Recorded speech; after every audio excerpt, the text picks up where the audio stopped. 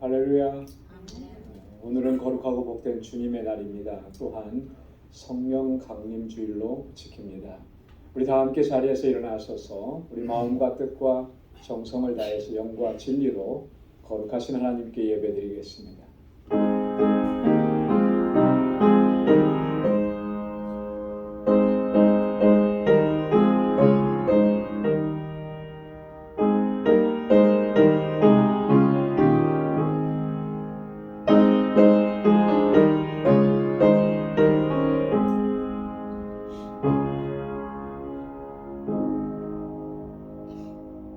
하늘에 계신 주여, 내가 눈을 들어 주께 향하나이다. 종의 눈이 그 상전의 손을, 여종의 눈이 그 주모의 손을 바람같이 우리 눈이 여호와 우리 하나님을 바라며 우리를 긍휼히 여기시기를 기다리나이다. 하나님은 영이시니 예배하는 자가 신령과 진정으로 예배할지니라. 아멘. 거룩하시고 자비하신 만군의 주 여호와 하나님 아버지, 지난 한 주간 동안도 주님의 크신 은혜 가운데 저희들을 지키시고 보호하셨다가 오늘 거룩하고 복되게 구별하신 이 날 하나님 주님 앞에 나아오도록 우리 발걸음 인도해 주시고 주님의 은혜를 기억하며 기쁨과 감격으로 하나님을 예배케 하시니 감사합니다. 우리 주 성령께서 우리 가운데 임재하여 주시고 하나님 주님을 향한 이 찬양과 예배를 기뻐 흠양하여 주옵소서.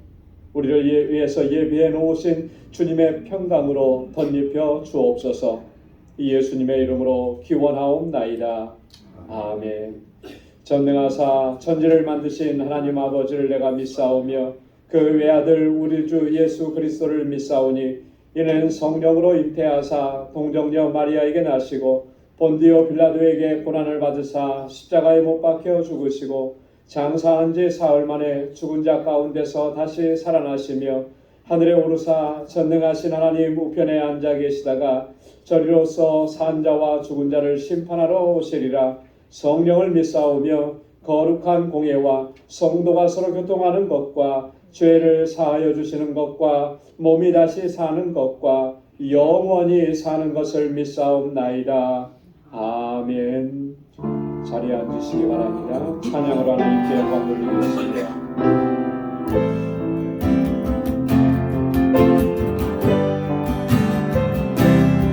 주님의 성령, 주님의 성령, 지금 이곳에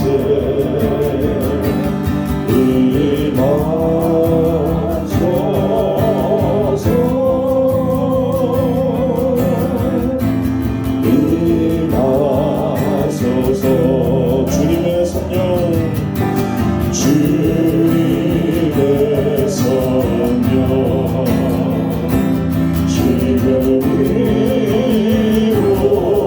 이곳에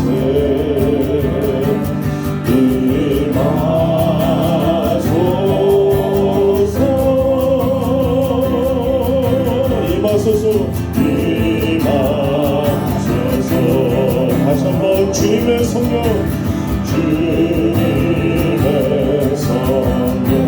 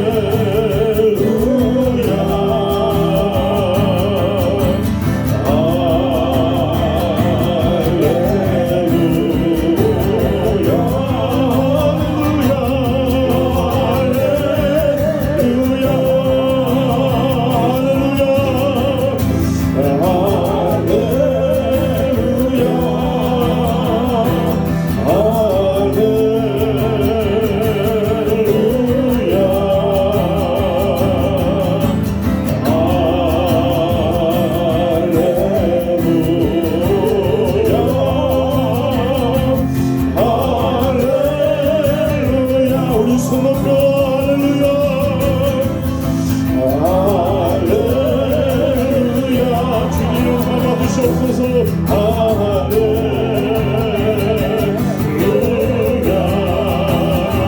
받으실 주님 할렐루야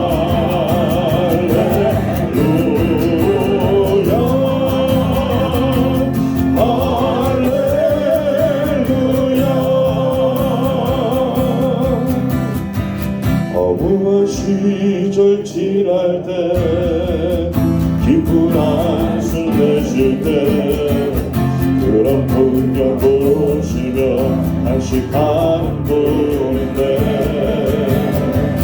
그와 같이 너희를 버려두지 않으리 내가 너희와 영원히 함께하리라 성령이 오셨네 성령이 오셨네 성령이 오셨네 내 주에 보내신 성령이 오셨네 우리 인생 가운데 지금 찾아오셔서 그 나라 꿈꾸게 하시네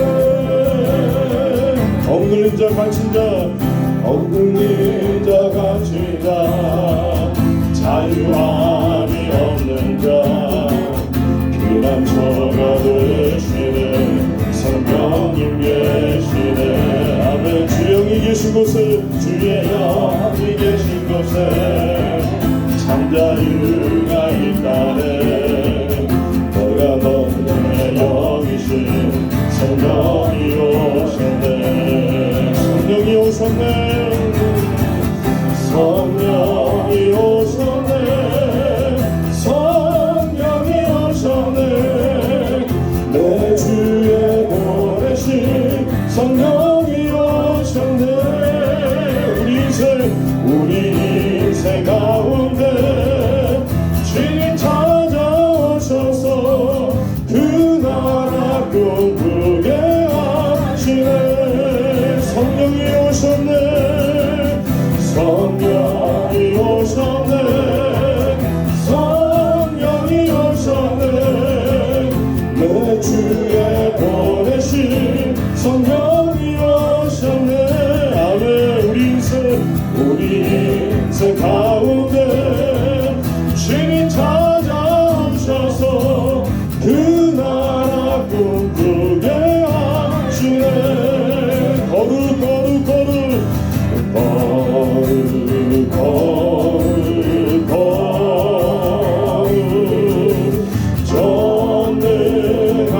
전능하신 주여 이른 아침 우리 주를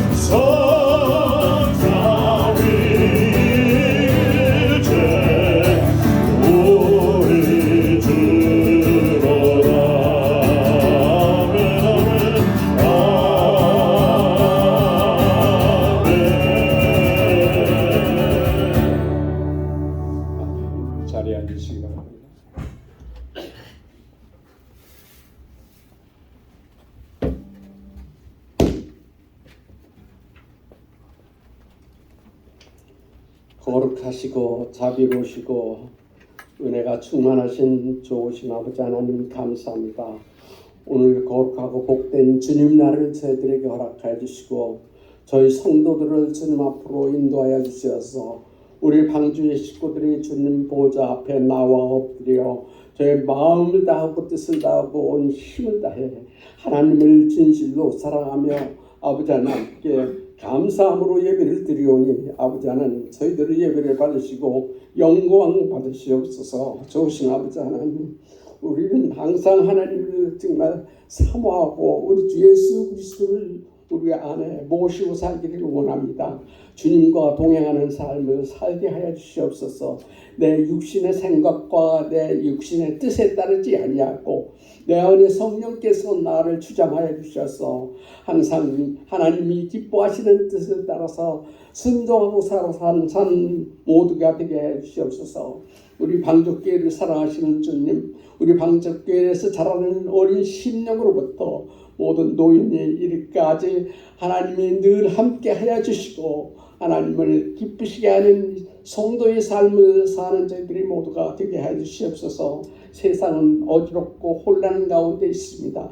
우리가 이 헛된 것을 바라보지 않게 하여 주시고 오직 영생하시는 하나님만을 바라보고 믿음으로 나아가는 저희들이 되게 하여 주시옵소서.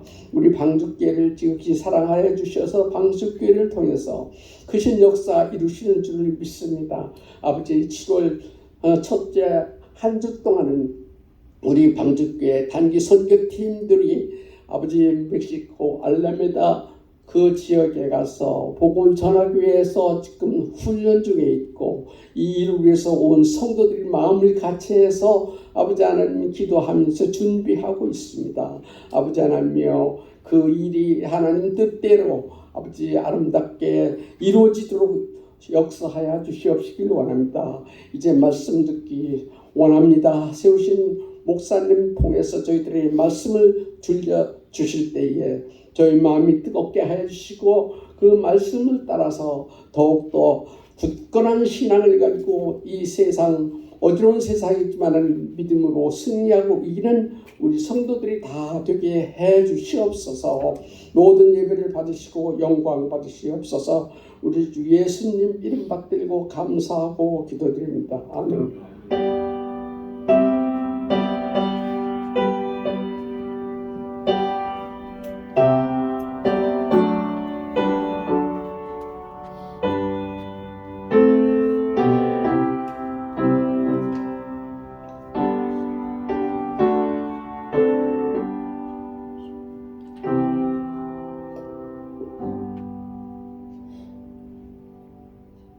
오늘 우리에게 주시는 하나님의 말씀은 구약성경 에스겔 37장 1절에서 10절 말씀입니다. 에스겔 37장 1절에서 10절 구약성경 1208페이지에 있습니다.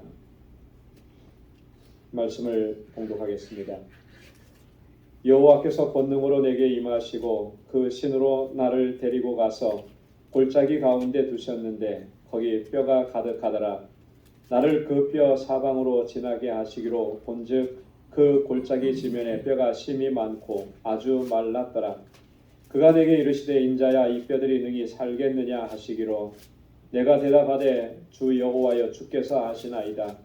또 내게 이르시되 너는 이 모든 뼈에게 대언하여 이르기를 너희 마른 뼈들아 여호와의 말씀을 들을지어다.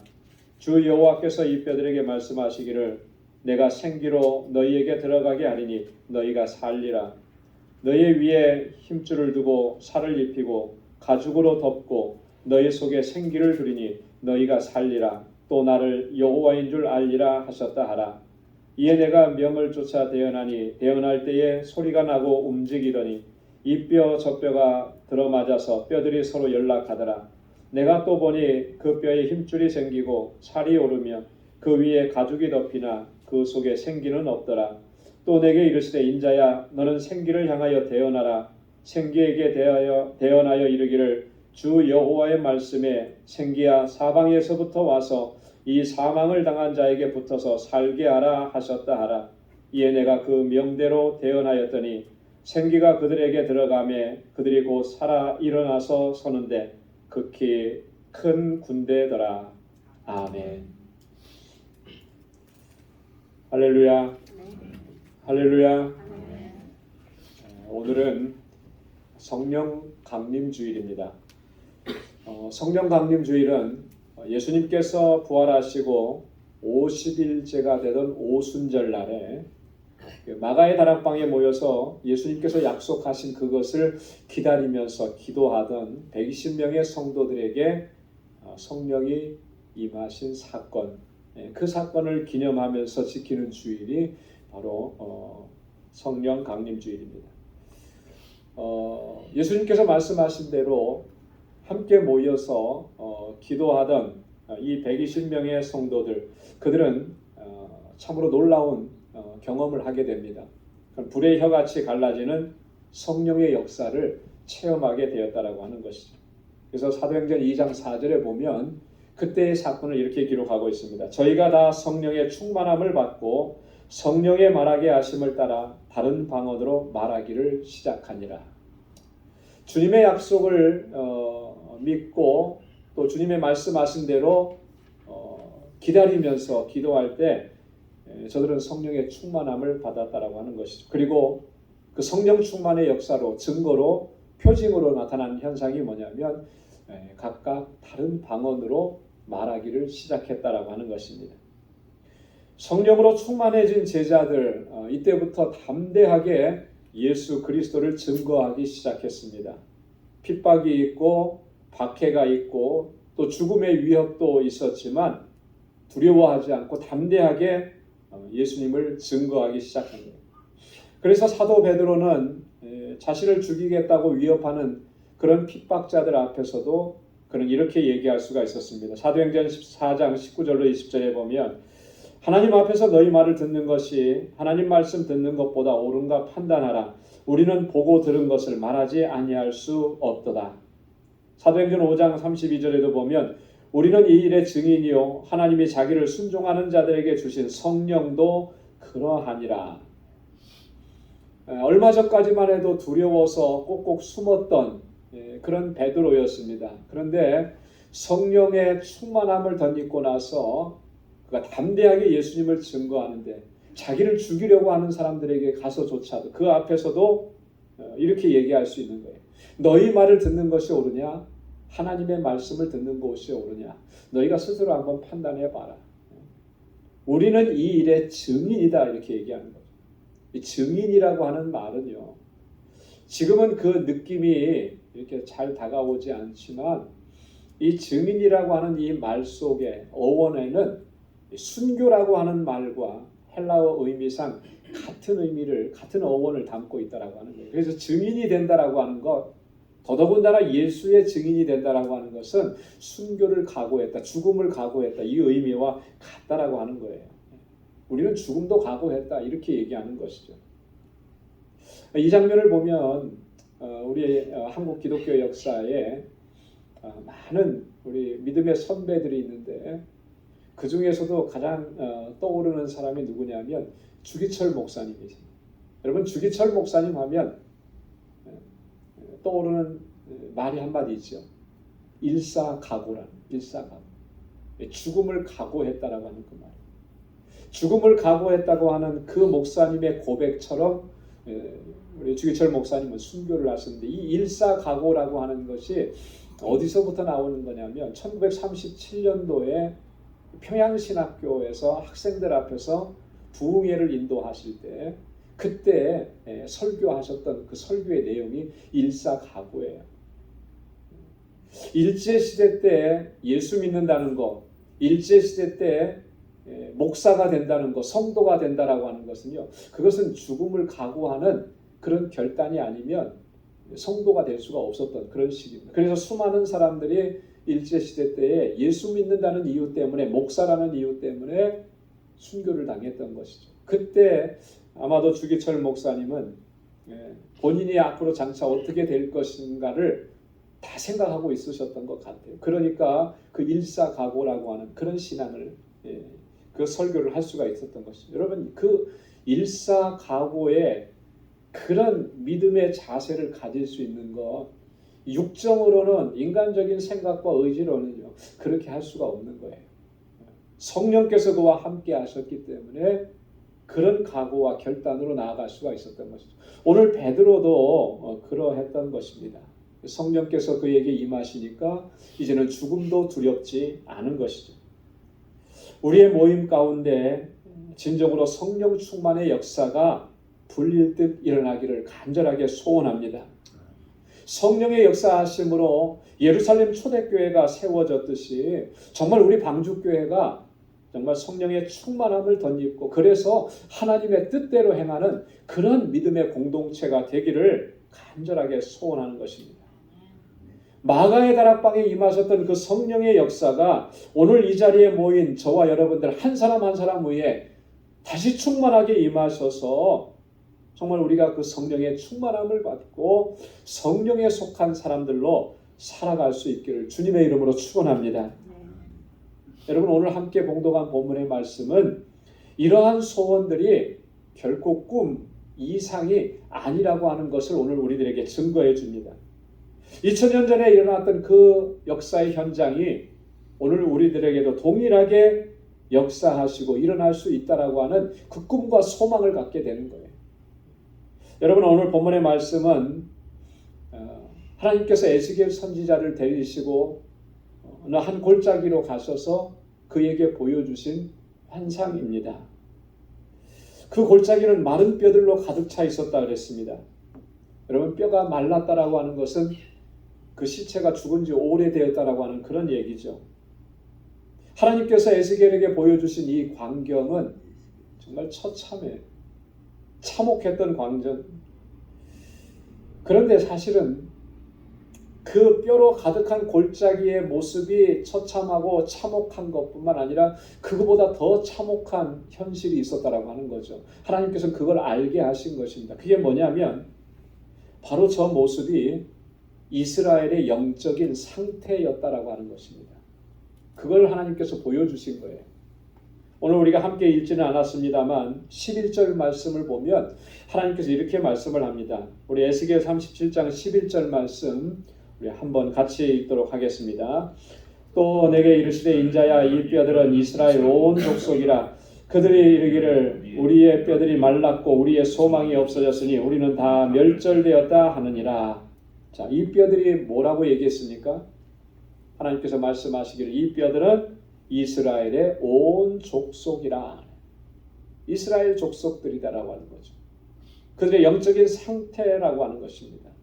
이렇게 바짝 마른 뼈들처럼 저들의 심령, 저들의 영혼이 바짝 말라서 죽어진 상태라고 하는 것입니다. 더 이상 소망이 없다 그랬잖아요.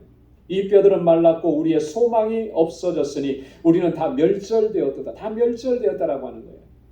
육신으로는 살아있는지 모르지만 영적으로는 다 이렇게 죽어 있었다라고 하는 거죠. 바짝 말라 있었다라고 하는 거죠. 근데 하나님께서 에스겔 선지자에게 이렇게 질문을 합니다. 3절에 보니까 인자야 이 뼈들이 능히 살겠느냐? 여러분 어떨 것 같습니까? 이 뼈들이 살아나겠습니까? 바짝 말랐는데요. 건드리면 다 부서지고 다 이렇게 흙처럼 무너져 내리는데 그 뼈들이 살겠습니까? 여러분 하나님께서 만약에 여러분들에게 대답하신다면 뭐라고 대답하실 것 같아요? 저는 이렇게 대답할 것 같습니다. 하나님, 어떻게 이렇게 다 마른 뼈들이 다시 살아날 수 있겠습니까? 오히려 반문할 것 같습니다. 그렇잖아요. 그게 당연한 이치죠. 이성적인 생각을 해보면. 자, 그런데 오늘 에스겔 선지자가 뭐라고 대답하느냐면 이렇게 대답합니다. 주 여호와여 주께서 아시나이다. 여러분 이 대답이 어떻게 들리십니까? 저는 이렇게 들리더라고요.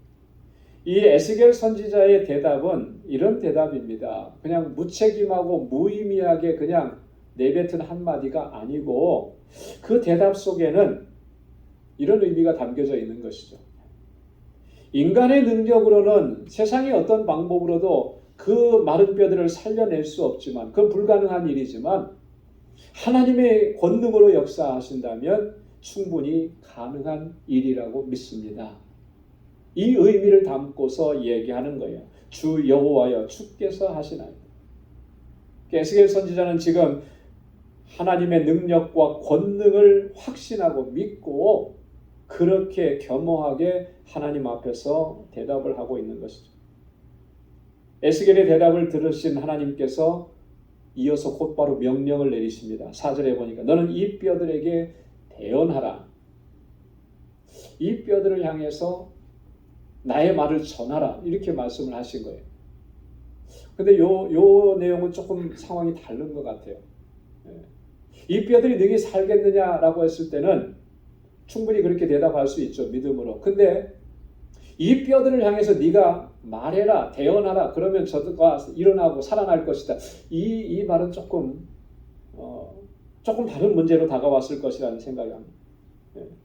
하나님께서 친히 말씀하셔서 역사하셔서 저들을 일으킨다면 저들은 일어날 것 같습니다. 그런데 내가 감히 어떻게 그렇게 말할 수 있습니까? 내가 말한다고 저들이 일어날 수 있을까? 뭐 그런 생각이 들 수도 있을 것입니다. 그리고 또 그런 생각도 들겠죠. 만약에 옆에 누군가 사람이 있다면, 그죠? 마른 뼈들을 향해서 말을 막 할 때 사람들이 그 모습을 보고 나를 뭐라고 생각을 할까? 미쳤다고 생각하지 않겠나? 잠들어 있는 사람이라면 큰 소리를 외쳐서 깨울 수 있다고 치지만 마른 뼈들에게 내가 말을 한다고 그 뼈들이 어떻게 다시 이 목소리를 듣고 살아날 수 있을 것인가? 왜 하나님께서 나에게 저렇게 이 뼈들에게 대해서 대언하라고 하시는 것일까? 어떻게 보면 굉장히 황당하고 당혹스러운 그런 하나님의 명령일 수 있을 겁니다. 그런데 오늘 에스겔은 보니까 한마디도 대꾸하지 않습니다. 하나님께서 명령하신 그대로 다 순종하는 거예요. 어떻게 보면 그 명령이 너무나 황당해서 순종하기 어렵고 또 그대로 하기 어려운 당혹스러운 그런 명령이었지만 에스겔은 그대로 순종했던 것이죠. 순종했을 때 에스겔은 하나님의 놀라우신 역사를 체험하게 된 것입니다. 오늘 7절 말씀에 보면 이에 내가 명을 쫓아 대언하니 대언할 때에 소리가 나고 움직이더니 이 뼈 저 뼈가 들어맞아서 뼈들이 서로 연락하더라. 하나님의 말씀을 대언하니까 놀라운 역사가 눈앞에 펼쳐지는 거예요. 이 뼈 저 뼈들이 움직이면서 서로가 맞아 들어가는 것이죠. 10절 말씀에 보면 또 이에 내가 그 명대로 대언하였더니 생기가 그들에게 들어가매 그들이 곧 살아나서 서는데 극히 큰 군대더라. 할렐루야. 하나님께서 명령하신 대로 순종하고 하나님의 말씀을 대언했더니 생기가 그 속에 들어가더라는 거죠. 뼈가 맞고 그래서 어떤 형체를 갖추고 살이 붙고 힘줄이 돋고 그래서 형체를 갖춘 모습으로 있을 뿐만 아니라 생기가 그 속에 들어가서 큰 군대를 이루는 모습을 경험하게 된 거죠. 여러분 이 상황을 보면서 우리가 한 가지 생각해야 되는 것은 바로 이런 것입니다. 하나님은 순종하는 사람을 통해서 역사하신다라고 하는 것이죠. 순종하는 사람을 통해서. 성령의 역사도 마찬가지라고 하는 것입니다. 순종하는 사람을 통해서 또 순종하는 사람에게 성령의 충만함이 임재하시는 것입니다. 여러분 마가의 다락방에 모였던 120명의 성도들 그들에게 성령 충만의 역사가 일어났다라고 했는데 여러분 그들이 기도해서 하나님 앞에 부르짖어서 성령에게서 임하신 거 맞습니다. 그런데 그 기도하는 장면만 있었던 것이 아니고요. 기도하는 장면이 뭘 보여주는 것이냐면 그 기도의 자리에 나아가기까지 그들이 어떤 자세와 어떤 태도로 나아갔느냐라고 하는 거죠. 주님의 말씀에 순종해서 기도의 자리로 나아갔다라고 하는 것입니다. 주님께서 명령하셨습니다. 승천하시면서 제자들에게 그렇게 명령하셨어요. 사도행전 1장 4절로 5절 말씀에 보면 예루살렘을 떠나지 말고 내게 들은 바 아버지의 약속하신 것을 기다리라. 요한은 물로 세례를 베풀었으나 너희는 몇 날이 못되어서 성령으로 세례를 받으리라. 예루살렘을 떠나지 말고 아버지의 약속하신 것을 기다리라. 여러분 이 명령은요 조금만 생각해 보면 굉장히 당혹스럽고 황당한 명령이 아닐 수가 없습니다. 예루살렘을 떠나지 말라라고 하는 어떻게 보면 지금 초대 그리스도인들, 제자들과 예수 믿었던 그 적은 무리의 사람들은 당장이라도 예루살렘을 떠나야 되는 그런 형국이었어요. 왜 그렇죠? 유대인들의 핍박이 엄청났거든요. 예수님까지 죽였는데 예수님을 따르는 무리들이라고 안 죽이겠습니까? 얼마나 그 유대인들이 당시 종교 지도자들이 이 신경이 곤두서 있고 예수 믿는 사람들을 죽이려고 얼마나 혈안이 되어 있었는데, 예수라는 자가 분명히 십자가에서 죽었는데 다른 사람들이 자꾸 예수는 부활했다고 살아났다고 그렇게 얘기를 하는데 신경이 곤두서지 않겠습니까? 그러니까 보는 대로 다 죽이려고 하는 거예요. 그런 상황 속에서 피해야 되는 게 정상이죠. 안전한 곳으로. 그런데 예수님의 명령은 뭐냐면 이 예루살렘 떠나지 말라는 거예요. 그건 다른 말로 얘기하면 여기서 죽기를 각오해라, 그런 의미와 똑같은 거죠. 그 얼마나 그 말이 황당하게 들리겠습니까? 예수님이 무심하게 여겨졌을 수도 있을 겁니다. 그런데 제자들은 지금 어떻게 했느냐면 예수님께서 말씀하시고 명령하신 대로 그대로 순종한 거예요. 그렇게 모여든 사람이 무려 120여 명이나 됐다라고 하는 것이죠. 그들은 간절하게 주님 앞에 약속하신 것을 기다리면서 그렇게 기도하고 있었다라고 합니다. 그렇게 주님의 말씀을 소중하게 여기면서 주님 말씀하신 대로 약속하신 것을 기다리며 기도할 때 바로 그들 가운데 성령의 임재가 있었던 것입니다. 여러분, 이 사실은 우리에게 굉장히 중요한 거예요.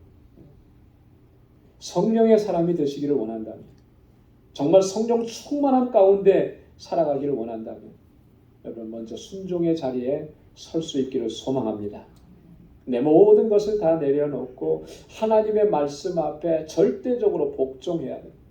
말씀 앞에 엎드려야 되는 것입니다.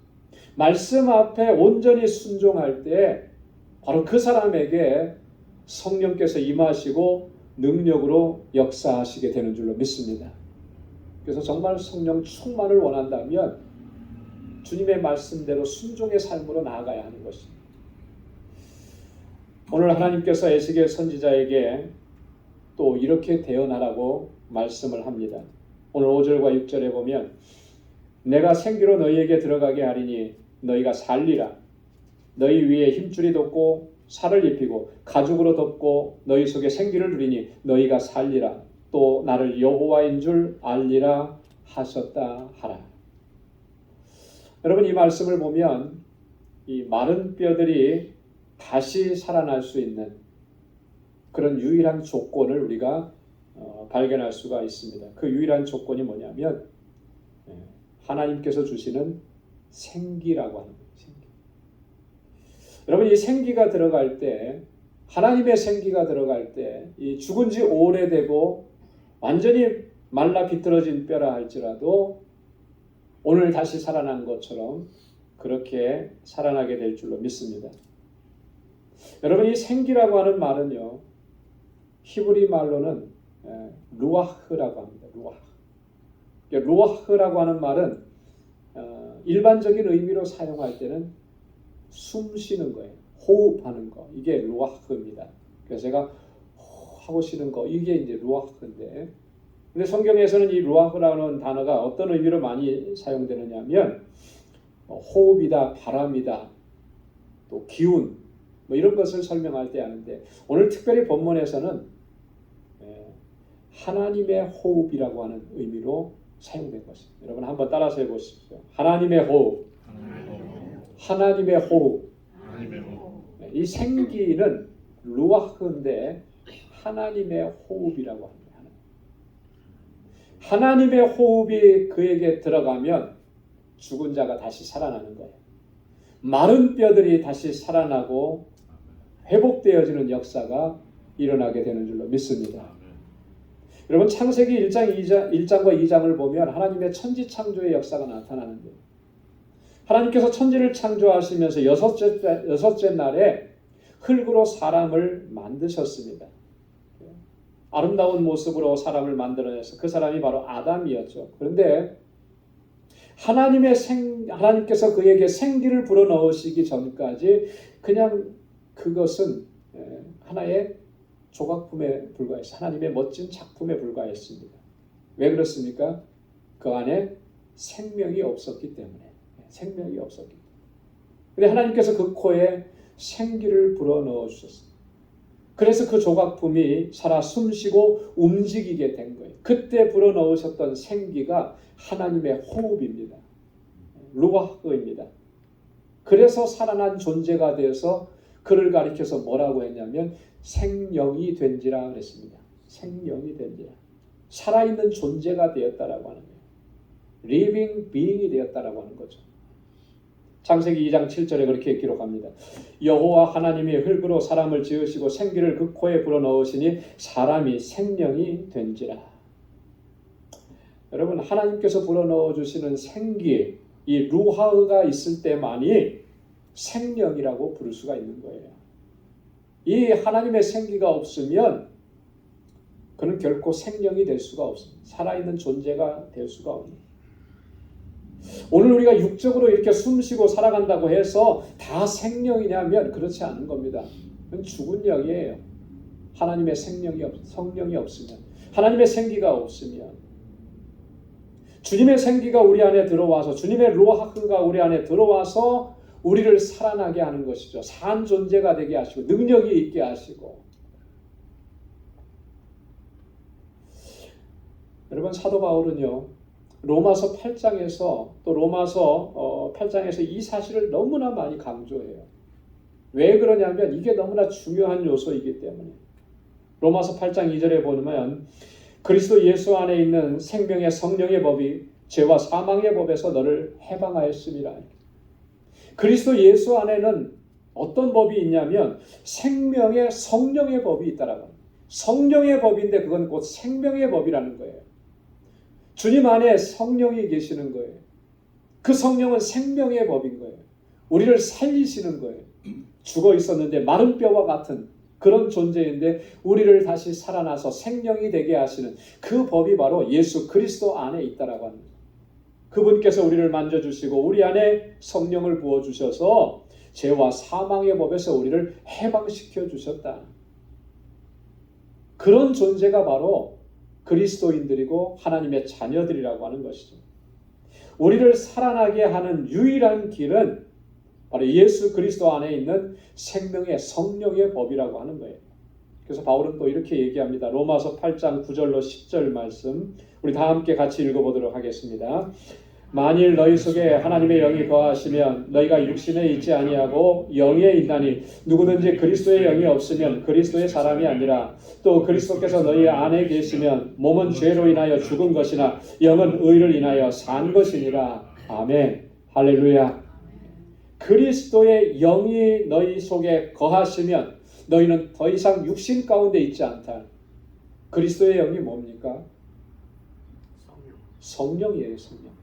성령이 우리 가운데 거하시면 우리는 더 이상 육신 가운데 있지 않습니다. 그게 무슨 말이죠? 육신 가운데 있다라고 하는 것은 육신 가운데 있다라고 하는 말은 다른 말로 얘기하면 죄 가운데 있다라는 것이고요. 죄 가운데 있다라고 하는 것은 다른 말로 얘기하면 죽었다라고 하는 거예요. 더 이상 소망이 없다라고 하는 거예요. 마지막 주님의 심판대 앞에 설 수밖에 없다라고 하는 거예요. 그런데 우리 안에 그리스도의 영으로 채워주셔서 그래서 뭐라고 얘기합니까? 몸은 죄로 인하여 죽은 것이나 우리 몸은 죽게 되어 있죠. 이 죽음은 죄의 결과였잖아요. 하지만 영은 의를 인하여 산 것이라 우리의 영은 살아있어요. 영원히 살아요.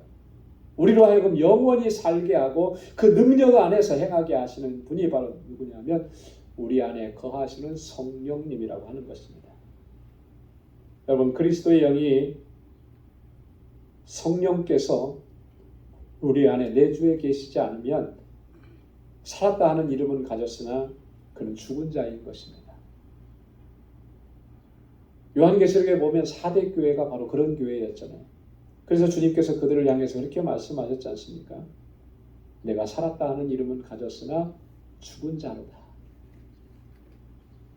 모양은 다 갖추고 있었습니다. 4대 교회니까 교회였잖아요.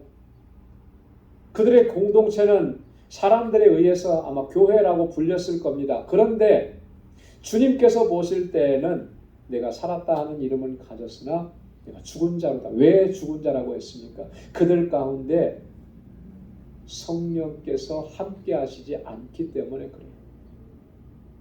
예루살렘 초대교회 성도들처럼 정말 마가의 다락방에 모여서 약속하신 그 성령을 기다리면서 사모하면서 충만해지기를 사모하면서 그렇게 주님 앞에 나아가지 않은 것이죠. 그러니 성령의 임재 없이, 성령의 내주하심이 없이, 성령의 충만함이 없이 그저 그렇게 활동하고 모여 있었던 것입니다. 그러니 주님 보시기에 너희는 살았다 하는 이름은 가졌으나 죽은 자로다. 그렇게. 여러분, 우리가 아무리 열심히 교회 안에서 봉사하고 헌신하고 눈물 흘리고 감격적인 예배를 드렸다 할지라도 우리 안에 성령께서 내주해 계시지 않으면, 성령께서 충만함으로 역사하시지 않으면 여러분 정말 우리는 여전히 불쌍한 존재가 될 수밖에 없는 거예요. 성령께서 인도하시지 않아도 열심 낼 수도 있고요. 성령께서 함께 하시지 않아도 예배 드릴 수 있고요. 성령의 임재를 내가 느끼지 못해도 봉사할 수 있습니다. 그런데 그건 너무나 불쌍한 거예요. 불쌍한 거예요. 왜요? 살았다 하는 이름은 가졌으나 죽은 자이기 때문에.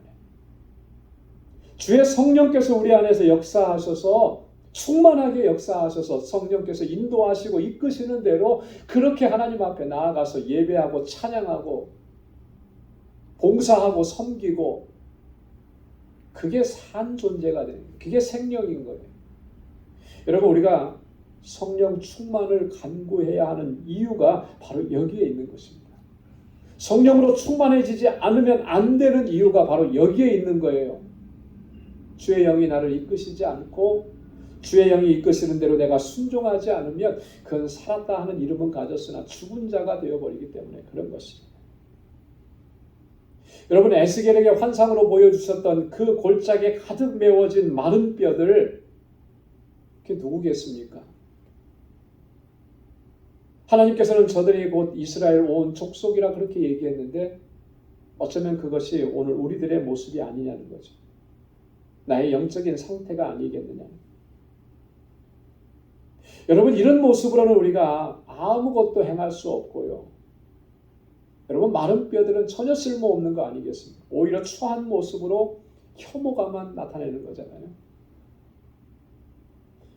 하나님께서 불어넣어 주시는 그 생기로 우리의 속사람, 우리의 영이 충만해져야 할 줄로 믿습니다. 마른 뼈 위에 힘줄이 돋고 살이 돋고 가죽이 덮여지고 살아있는 생명이 되게 하시는 것은 그건 하나님의 역사하심, 주의 성령인 것입니다. 오늘 우리가 주의 성령께서 우리 가운데 임하셔서 우리를 생명이 되게 하시는 그 은혜 가운데 우리를 다시 불러주시기를 간절하게 사모하면서 주님께 더 가까이 나아가야 할 줄로 믿습니다. 여러분, 오늘 성령 강림 주일입니다. 오늘 우리의 영적인 상태를 다시 한번 진지하게 점검해 보시기 바랍니다. 오순절 마가의 다락방의 그 성령의 역사가 2000년 전에 역사로 기록되어진, 성경에 기록되어진 그런 역사로 끝나지 아니하고 오늘 바로 이 시간 나에게, 우리 공동체 안에 다시 한번 반복되어져서 일어나는 그 성령의 역사가 되기를 간절하게 사모하기를 바랍니다. 우리 심령 가운데 찾아와 주시는 그 성령의 임재로 또 충만케 하시는 역사로 살아있는 존재가 되어서 주님의 권능을 덧입고 능력 있는 존재가 되어서 주님께서 우리를 부르시는 그날까지 주님의 주신 사명을 잘 감당한 저와 여러분들 또 우리 방주 공동체가 될 수 있기를 주님의 이름으로 축원합니다. 기도하겠습니다.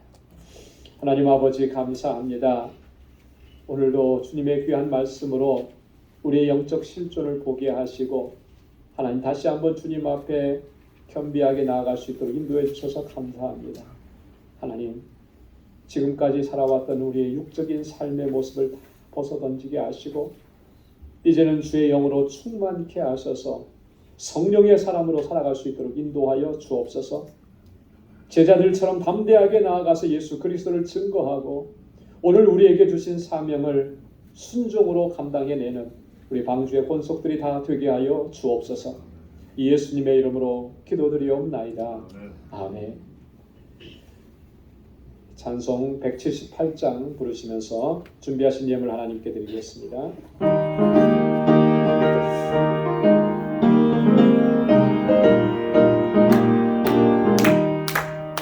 은혜 같은 사랑 하나님 믿는 자 한 사람 한 사람 어제나 오늘도 언제든지 연창 보호해 주시네 죄여 성령의 사들에 오늘도 내리러 주소서 성령의 뜨거운 불길로서 오늘도 충만케 앞서서 성령과 죄악에 물든 마음을 성령의 물길로 태우사 성결케 앞서서 태우소서 깨끗게 하여 주옵소서 주여 성령의 은사를 오늘도 내리러 주소서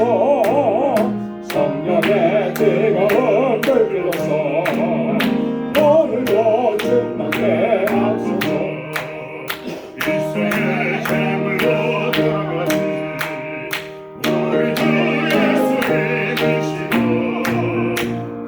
주의 은혜를 내리시사 오늘도 구원해 주소서 주여 성령의 은사를 오늘도 내리러 주소서 성령의 뜨거운 불길로서 오늘도 충만케 앞서서 주님의 기쁘신 은혜 마을 세상에 널리 전하리라 하늘의 능력과 권세로서 오늘도 임하시옵소서 주여 성령의 은사를 오늘도 내리러 주소서 성령의 뜨거운 불길로서 오늘도 충만케 하소서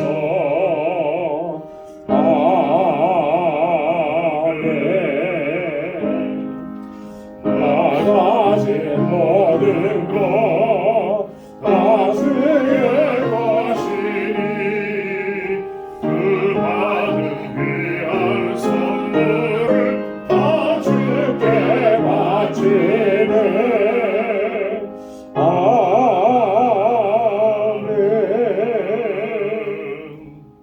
자비로우시고 은혜가 풍성하신 아버지 하나님, 오늘 성령 강림 주일을 맞이하여 하나님의 귀한 백성들 이렇게 한자리에 모여서 주님을 경배하고 찬양하고 예배케 하시니 감사합니다. 오순절 임하셨던 그 성령의 역사 오늘 이 자리에 임하셔서 우리의 심령 가운데 주의 생기로 가득히 채워주셔서 주님의 주시는 권능과 능력으로 담대하게 나아가고 예수 그리스도의 증인으로 살아갈 수 있도록 우리 인도하여 주옵소서. 지금까지 우리의 삶을 지키시고 보호해 주신 하나님, 또 지난 한 주간 동안도 우리에게 베풀어 주신 그 은혜를 기억하며 이 시간 감사의 예물로 아버지 앞에 올려드리오니 사랑하는 주의 종들의 그 감사의 제사를 받아주시고 저의 모든 삶이 주님의 더 크신 은혜와 풍성함으로 가득히 채워지도록 주님 은총을 더하여 주옵소서. 11조의 예물을 구별하여서 주님께 올려드리며 주님 앞에 다시 결단하고 우리의 각오를 주님 앞에 드리오니 주님 저희를 붙잡아 주시고 나의 주 나의 하나님 주님의 뜻대로 온전하게 믿음으로 나아갈 수 있도록 우리를 인도하여 주옵소서.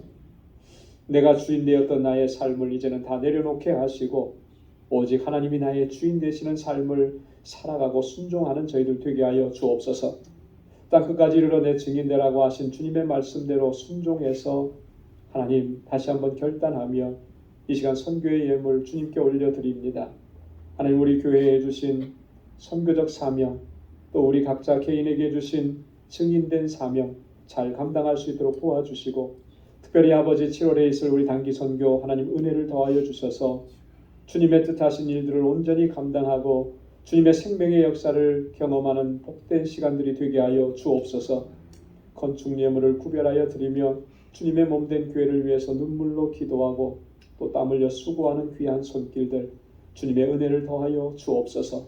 우리 방주교회가 정말 하나님께서 기뻐하시는 믿음의 공동체로, 사랑의 공동체로, 소망의 공동체로, 또 증인의 공동체로 견고하게 서갈 수 있도록 도와주옵소서.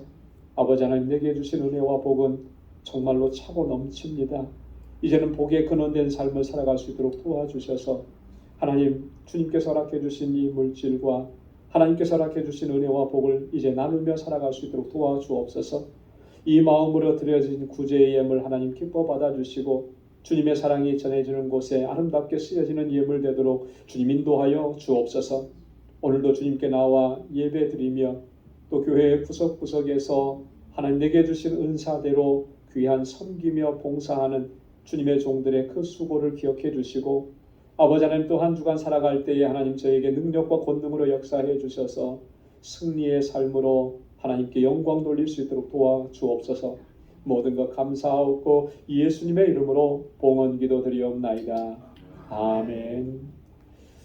우리 전우좌우에 계신 분들과 함께 인사 나누시기 바랍니다. 샬롬. 주님의 평강이 함께 하길 바랍니다. 사랑합니다. 축복합니다. 우리 가까이 찾아가셔서 악수해 주시고 마음껏 축복해 주시고, 한 주간 수고 많았습니다. 우리 서로 어깨를 이렇게 토닥토닥 해주시고 그렇게 해주시면 고맙겠습니다. 오늘 영상으로 예배를 드리시는 우리 방주의 본성 여러분들도 하나님의 크신 은혜와 복이 건강히 함께 하시기를 바랍니다. 감사합니다. 교회 소식 전해드리도록 하겠습니다. 오늘 성령 강림 주일입니다. 이 성령의 충만함, 이것은 뭐 해도 되고 안 해도 되고 구해도 되고 안 구해도 되고 그런 게 아니에요. 우리가 하나님의 생기로 생명이 되어서 오늘 에스겔 선지자에게 보여주셨던 환상처럼 큰 군대가 되어서 하나님의 주신 사명을 감당하려면 주의 영으로 충만해져야 하는 것입니다. 성령의 충만함을 간구하고 또 주님의 주신 능력으로 또 주님의 주신 사명 잘 감당할 수 있기를 바랍니다. 우리 목회적인 권면을 드립니다. 여러분, 주일은 무슨 일이 있어도 주일은 잘 지켜야 돼요. 거룩하게 지켜야 합니다. 그래서 세상에 어떤 바쁜 일이 있어도 주일보다 더 소중한 일은 없는 거예요. 안식일을 기억하여 거룩히 지키라 좀 분명하게 말씀을 하셨는데, 이 말씀을 우리가 제대로 순종하지 않으면 정말 하나님의 뜻대로 살아갈 수가 없는 것입니다. 그래서 여러분, 주일 잘 지키고요. 예배에 항상 최선을 다하시고, 예배에 최선을 다하라는 것은 단지 예배에 참석하는 것만을 얘기하는 게 아니죠. 이 예배가 하나님께서 받으시기에 기뻐하시는 예배가 될 수 있으려면 한 주간의 삶이 중요한 거예요. 그래서 한 주간의 삶을 하나님의 뜻대로 거룩한 하나님의 백성으로 살아가기를 힘써야 하는 것입니다. 특별히 우리 직분자들께서는 개인적인 영성생활, 말씀을 묵상하고 기도하는 이 개인적인 영성생활에 힘써 주시기를 바랍니다. 토요일 새벽기도 정말 많이 강조하는데 정말 이렇게까지 귀담아 듣지 않으실까 싶을 정도예요. 토요 새벽기도 여러분 일주일에 딱 한 번이거든요. 그래서 여러분 꼭 토요일날 새벽기도를 함께 나오셔서 같이 기도하고 그렇게 해주시면 고맙겠습니다. 우리 재직들은 정말 필수적으로 다른 날은 괜찮아요. 제가 신경 안 씁니다. 토요일날만큼은 나오셔서 같이 기도하고 교회를 위해서 또 주일을 준비하면서 그렇게 마음과 뜻을 같이 해주시면 고맙겠습니다. 우리 단기 선교 위해서 계속 기도해 주시고 또 격려해 주시기 바랍니다. 다음 주일에 성찬 예식이 있습니다. 한 주간 동안 기도로 준비해 주시고요. 우리 피택자 교육 오늘 제 3주차 진행합니다. 1시 30분에 본당에서 있습니다. 마지막 주일은 우리 구역 예배를 드리는데 우리 모두 구역 예배 참여해 주시기를 바랍니다. 6월부터는 제 4구역에서 주일 친교 공사 담당해 주시기를 바랍니다. 다 함께 자리에서 일어나셔서 470장 1절 부르시겠습니다.